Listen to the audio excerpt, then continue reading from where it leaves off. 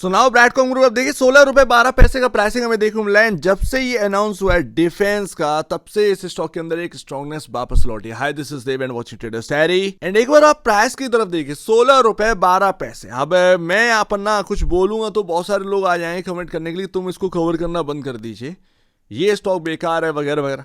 मेरा काम है कवर करने का, मैं नहीं करूँ तो कोई और करेगा, इससे बेहतर है कि मैं ही कर लूँ।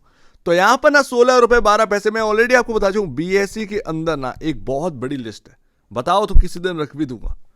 तो यहां पर ना उन स्टॉक्स का अगर आप देखें, उन कंपनियों को देखें, सेल्स का नंबर बिल्कुल जीरो बटे सन्नाटा, प्रॉफिट कुछ है ही नहीं, सिर्फ वो लिस्टेड है, वो फीस चुका रहे हैं प्लेटफॉर्म की, रिजल्ट ला रहे हैं, बस बात खत्म। वो भी चल रहे हैं 16 रुपए 18 रुपए 10 रुपए 12 रुपए 8 रुपए, इस तरीके से यहाँ पर ना भाव देखने को मिल जाते हैं। बट उनमें कुछ भी नहीं, कंपनी का नाम कुछ और है, करते कुछ और है, ऐसी ऐसी चीजें देखने को मिलती हैं, आपका मूड भी खराब हो जाए। उनसे तो लाख गुना बेहतर जो है वो ब्रैडकॉम ग्रुप देखने को मिलता है। कम से कम यहाँ पर कुछ तो है, तो वो यहाँ पर ना समझने वाली बात है। बट हाँ, मैं ये नहीं कह रहा हूँ कि बहुत लल्लन टॉप कंपनी है, 100% सिक्योर एंड वगैरह वगैरह, नहीं, ये कोई गारंटी नहीं है, गारंटी वाला मार्केट नहीं होता। यहां पर ना बहुत सारी चीजें अभी भी सही करने के लिए है। प्राइस को जो बढ़ रहा है, प्राइस अगर उसको स्टेबिलिटी चाहिए है तो यहां पर ना प्राइस को अगर यहां पर ना स्टेबिलिटी यहां पर ना चाहिए है तो यहां पर बहुत सारी चीजें जो है वो मैनेजमेंट को करना पड़ेगा। अदरवाइज ये मार्केट है और मार्केट के अंदर ट्रेडिंग चलती है बॉस, ठीक है ना, ट्रेडिंग चलती है। एक इंपॉर्टेंट लेवल से ये स्टॉक घूमा है, समझ रहे हो ना इस बात को। मार्केट है, ट्रेडिंग चलती है, इंपॉर्टेंट लेवल से स्टॉक का घूमना, वापस से आप यहां पर ना वही देखेंगे, वही सारी चीजें रिपीट, ऊपर से फॉल होने लगा वगैरह वगैरह। तो स्टेबिलिटी चाहिए, एंड स्टेबिलिटी के लिए मैनेजमेंट को कई सारे कदम उठाने पड़ेंगे। स्टिल अभी भी आप ये कहें कि अभी भी तुम यही बात कर रहे हो ऑडिटर, बट वो ऑडिटर की नीड है। स्टेबिलिटी आप देखेंगे, खुद में कॉन्फिडेंस आ जाएगा जब ये ऑडिटर का न्यूज सुनेगा। एंड वो कोई बहुत दूर की बात नहीं है, मैनेजमेंट बिग 4 या फिर टॉप 10 जो भी है, बट एक बेहतर ऑडिटर यहां पर लेकर आएगा जो निफ्टी 100 से बिलोंग करता हो। एंड एक बार चार्ट देखिए यार, बहुत कुछ है पाने के लिए, जो फॉल हुआ है ना, पाने के लिए बहुत कुछ है, बट उसमें बस मैनेजमेंट का थोड़ा सा सहारा चाहिए एंड सारी चीजें जो है वो सही हो सकती है। एंड डिलीवरी क्वांटिटी देखिए अच्छा खासा यहाँ पर, रिटेल की अगर बाइंग है ना ये, तो ये अच्छा खासा मूव जो है वो क्रिएट करके दे भी सकते हैं, ये ध्यान रखिए। मुझे नहीं पता कि ये भाव क्या 20 हो जाएगा, 25 हो जाएगा, 30 हो जाएगा, 35 हो जाएगा, पता नहीं है, या बुक वैल्यू के आसपास चलाएगा, अभी कुछ नहीं पता, ठीक है। क्योंकि एक ना आप कुछ भी कह लीजिए, आप प्राइस को देखते हैं, आप बढ़ते हुए तेजी या वगैरह वगैरह को देखते हैं, बट मुझे बस एक बात सुननी है कि ऑडिटर, तुम ऑडिटर कब ला रहे हो, वो ऑडिटर कौन है, वो निफ्टी 100 से बिलोंग करता है नहीं, बस इतना मेरा सवाल है। उसके ऊपर जैसे ही कोई अनाउंसमेंट आ जाएगी, वही चीज ना एक जो ना एक थोड़ा सा बसा हुआ है जो अंदर, उसको खत्म कर सकता है, समझ रहे ना। मतलब एक स्टेबिलिटी आने का ना एक होप, एक बिल्डअप हो जाएगा तुरंत ही। तो वो ऑडिटर चाहिए। ये मार्केट है, ये मार्केट किसी का सगा नहीं है, तुम्हारा नहीं है, मेरा नहीं है, किसी और का नहीं। वो मार्केट के अंदर बहुत सारे बड़े बड़े एक ना फंड वाले लोग भी रहते हैं जो आपके साथ कब खेल रहे होंगे कुछ पता नहीं चलेगा। तो इसीलिए स्टेबिलिटी नीड है, आज की डेट में ऑल्टर चाहिए है। मुझे नहीं पता वो प्राइस कहां पर जाएगा, बट डिलीवरी क्वांटिटी काफ़ी शानदार देखने को मिली है। 54, 49, 55, 45, 47, 53 इस तरीके की डिलीवरी क्वांटिटी है। एंड जो RSI जो अपन ने एक देखा था कि भाई 22 रुपए पर लिस्टिंग हुई एंड 100 के अबव RSI का वैल्यू ओपन हुआ, वो एकदम से कम होकर 47, 46 के अराउंड पहुंचा। एंड आज की डेट में, कल 5 तारीख था ना, माफ कीजिएगा आज 5 तारीख है, 61.63 का RSI का वैल्यू देखने को मिल रहा है। तो अभी भी न्यूट्रल के आसपास है चलने को, अगर ये चला वास्तव में तो अभी भी यहाँ पर ना काफ़ी ज़्यादा प्राइसिंग यहाँ पर देखने को मिल सकती है, ठीक है ना, क्योंकि वो RSI का वैल्यू अभी न्यूट्रल पे चल रहा है। तो वो अभी ओवरबाउट में बहुत टाइम है, ओवरबाउट होने में काफ़ी टाइम है। एंड 70+ का RSI यहाँ पर ना संकेत दे देगा कि तेजी और बढ़ने वाली है इस स्टॉक के अंदर। तो देखते हैं, इस पर ट्रैक करिए। बट हाँ, एक बात का बस इंतजार रखिए, ऑडिटर, उसको ना भूलना नहीं, इग्नोर नहीं करना है, बह नहीं जाना है, डूब नहीं जाना है प्यार में ब्रैडकॉम ग्रुप के, ठीक है। सारी चीजें वही मार्केट, वही सारी चीजें हैं, वही मार्केट है आपका, वहीं पर लिस्टिंग हुई है, ध्यान रखिएगा इस बात। एंड अभी बहुत कुछ है यार बॉस, बहुत बता तो रहा हूं कि आप मैनेजमेंट से जो भी है ब्रैडकॉम ग्रुप शेयर होल्डर एसोसिएशन जो है वो बात करें। भाई अभी बहुत कुछ है। ब्रैडकॉम ग्रुप का बुक वैल्यू अगर आप देखें 43 है, ये प्राइस टू बुक वैल्यू मिल रहा है। अगर ना यही कोई A1 कंपनी होती ना, A1 मतलब A+ अगर ग्रेड की कंपनी होती मार्केट के अंदर जिसकी छवि ना बिगड़ी होती, ये प्राइस आज की डेट में ब्रैडकॉम ग्रुप का 250 से नीचे ना होता, 250 से नीचे ना होता, 200-250 के आसपास प्राइस आपको इजीली देखने को मिल जाता ऐसी कंपनी।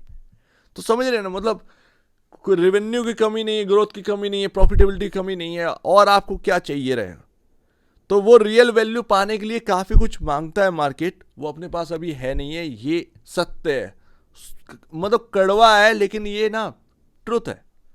तो वो उसके लिए ना 3.0 जो बना रखा है टारगेट ब्रैडकॉम ग्रुप के शेयर होल्डर सॉरी मैनेजमेंट ने, उसमें ट्रस्ट बिल्डअप कैसे आप करते हैं ये काफ़ी देखना होगा।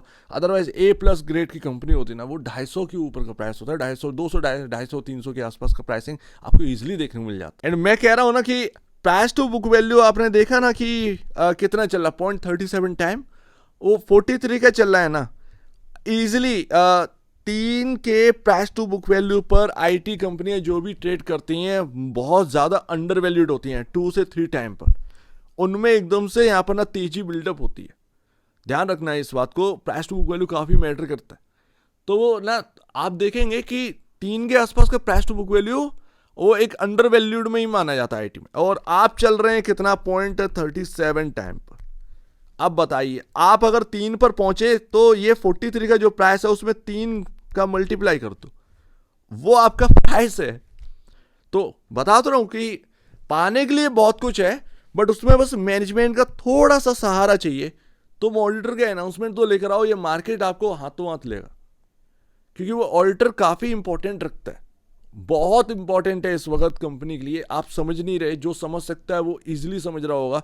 अब सारी चीजें एक तरफ, ऑडिटर को होना एक तरफ, ये मैं बता रहा हूं ना। ट्रस्ट बिल्डअप अगर करना है तो ऐसे स्टेप्स लेने पड़ेंगे, बिग स्टेप्स हैं। कोई कंपनी के लिए कोई बिग स्टेप नहीं है। रिजर्व कहां पर है भाई, आप इजीली बाई बैक कर सकते हैं। एक अच्छा अनाउंसमेंट, ये Q1 में क्या आप एक अनाउंसमेंट कर रहे हैं, क्या बाई बैक हुआ, आपका डिविडेंड हुआ, ये सब आपका जो है ना ट्रस्ट बिल्डअप करेंगे। बाई बैक करता है कंपनी, भाई छोटी से छोटी कंपनी बाई बैक कर रही है IT के अंदर, आप क्यों नहीं कर रहे हैं। Q1 के अंदर क्या कोई अच्छा अनाउंसमेंट आप ला सकते हैं नंबर्स के अलावा, तो ये देखना होगा। कंपनी, वही तो मैं कह रहा हूं 3.0 बोल देने से कुछ नहीं होता है, बट उसके लिए जो price 3 time price to book value पर ट्रेड करना मांगता है, तो फिर वो मैनेजमेंट को हाथ लगाना पड़ेगा, बोलना पड़ेगा मुंह से कि भाई साहब हम ये कर रहे हैं, हाँ कर रहे हैं ये सब। तो ये सारी नीड है आज की डेट में, अदरवाइज वो सारी चीज़ें फिजल आउट हो जाती हैं एकदम से। खैर देखते हैं क्या रहता है, बट अभी ना काफ़ी वंडरफुल मूव है। एंड यहाँ पर प्राइस देखकर मजा आ रहा है भाई, सीधी सी बात है, बहुत अच्छा महसूस हो रहा है कि वापस से जो गिरावट हुई थी, एक मैं आपसे कह ही रहा था गैप, ये इंपॉर्टेंट होता है गैप फिल होना। जितना बड़ा गैप उतनी बड़ी दिक्कत। अच्छा हुआ 22 पर ओपन हुए, 32-33 पर ओपन होते खटिया खड़ी हो जाती हम लोग की तो समझ रहे हो ना। तो वही तो बता रहा हूँ कि यहाँ पर ना गैप छोटा सा था, कोई बहुत बड़ा गैप नहीं था, गैप के फिल होने के आसपास आए एकदम से, यहाँ पर ना आपका घूम गया, वही मैं आपसे बात कर रहा था। खैर अभी जो है ना, मैं पूरा दिखा नहीं पा रहा हूँ, 17.52 रुपये, ये ध्यान रखिएगा।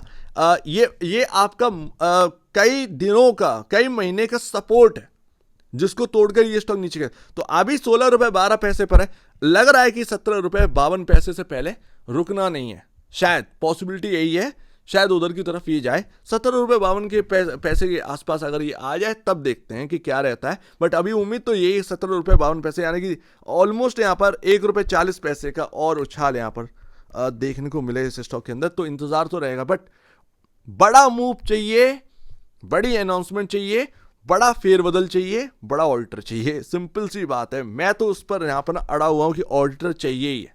अब आप कुछ भी कह लीजिए, बट ऑडिटर का कान सुनने के लिए तरस रहा है कि ऑडिटर चेंज हो रहा है, वो आ रहा है। ये ऑडिटर खराब नहीं है, लेकिन कंपनी का इमेज मार्केट के अंदर बिगड़ गया, तो उसको सुधारने के लिए वो ऑडिटर चाहिए अच्छा वाला। तो निफ्टी 100 से वो सेबी भी अपनी जगह पर गलत नहीं है, उसको मानना पड़ेगा, मैनेजमेंट को ईगो थोड़ा सा साइड में रखकर उधर की तरफ थोड़ा सा काम करना पड़ेगा। ब्रैडकॉम ग्रुप शेयर होल्डर एसोसिएशन से तो अभी भी मेरा रिक्वेस्ट है, ऑडिटर के ऊपर जल्द से जल्द यहाँ पर ना बात करिए, ज़्यादा बेहतर है, क्योंकि आपका डायरेक्टली यहाँ पर ना बातचीत है, तो वो सारी चीज़ें ना मैटर करते हैं। अभी भी ध्यान रखिएगा, बड़ा प्राइस चाहिए, बड़ी अनाउंसमेंट, बड़े कदम चाहिए रहेंगे कंपनी के अंदर। सो उम्मीद है काफी कुछ आपको समझ में आया होगा। एक बार निवेश से पहले या बेसिस पहले अपने ब्रोकर एडवाइस से जरूर सलाह लीजिएगा। खुद की स्टडी करेगा, उससे बेहतर कुछ भी नहीं है, खुद की स्टडी मस्ट है। तो आप दीजिए मुझे वीडियो देखिए, बहुत धन्यवाद दोस्तों।